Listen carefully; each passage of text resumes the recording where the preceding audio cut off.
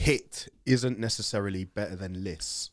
High impact versus low impact cardio. Yeah, it's 100%. And I think it depends on like, I think it's really important. One thing I don't like doing is like saying that's right or that's wrong. Yeah. I'm not a fan of HIIT in general. Okay. But then that's actually comes down a lot more to personal preference, because if we look at studies, if we look at research and we look at fat loss per, it's a difficult one to measure it, per minute or whatever you want to look at, then of course HIIT's going to come on top. But if you think of bang for your buck, Yeah. they both come out reason. It's like fasted, the whole argument for fasted cardio, even though the bodybuilders still love fasted cardio. Yeah. The research doesn't really support it. And I don't know if then there's like anecdotal what's worked for you.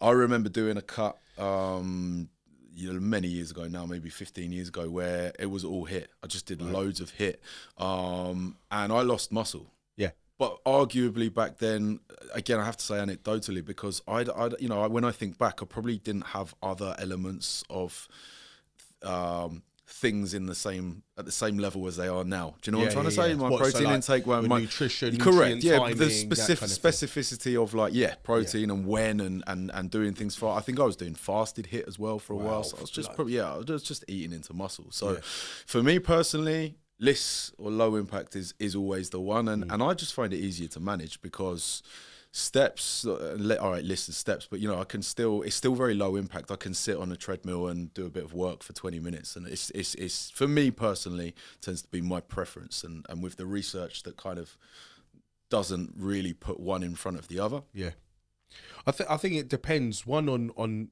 the person and what you enjoy. The available time that you've got per week to train, there you go. How that would then impact your recovery from other modalities of training. So if you're, lifting 4 times a week, squats, deadlifts, all the compounds, and then you're planning to do HIIT 3 times a week, like it's not going to happen. Over. Like you might get through the first 2 weeks, but then you're going to hit a wall. So at that point, LISS is perhaps more suitable for someone like that. But if you're training 3 times a week and you've got an hour to spend in the gym, then perhaps a little bit of HIIT, maybe twice a week, and then finishing another session a week with some low intensity cardio will give you the best of both. Yeah, 100%.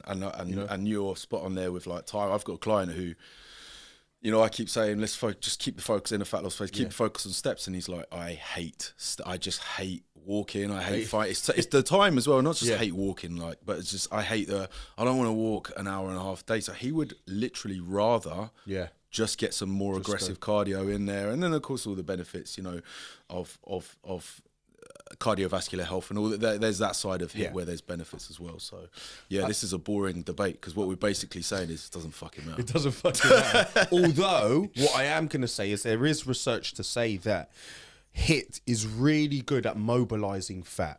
But just because that fat is kind of broken down into fatty acids doesn't mean that it's burnt off. It just means that it's floating around in the bloodstream.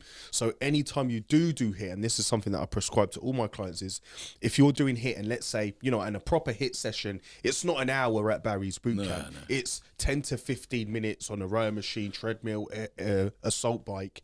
If you, let's say you do 10, 15 minutes of proper HIIT, then you should finish off with about 10 to 15 minutes, equal amount of time of low intensity cardio, just to make sure that any of those fatty acids that are broken down floating around in the bloodstream are burnt off during the LISS, and they're not they don't go back into adipose tissue afterwards. And then ultimately we can't override the fact that calories matter. So this is the thing, you can do all the fat burning HIIT you want, you could do all the steady state LISS you want, but if calories aren't accounted for, then don't mean shit. Yeah, no, exactly. Let's finish it off though by saying, just so there's a little bit of heat in there. Go on. That HIIT is shit and LISS is bliss. Oh wow, you made a rhyme. He's a rapper now.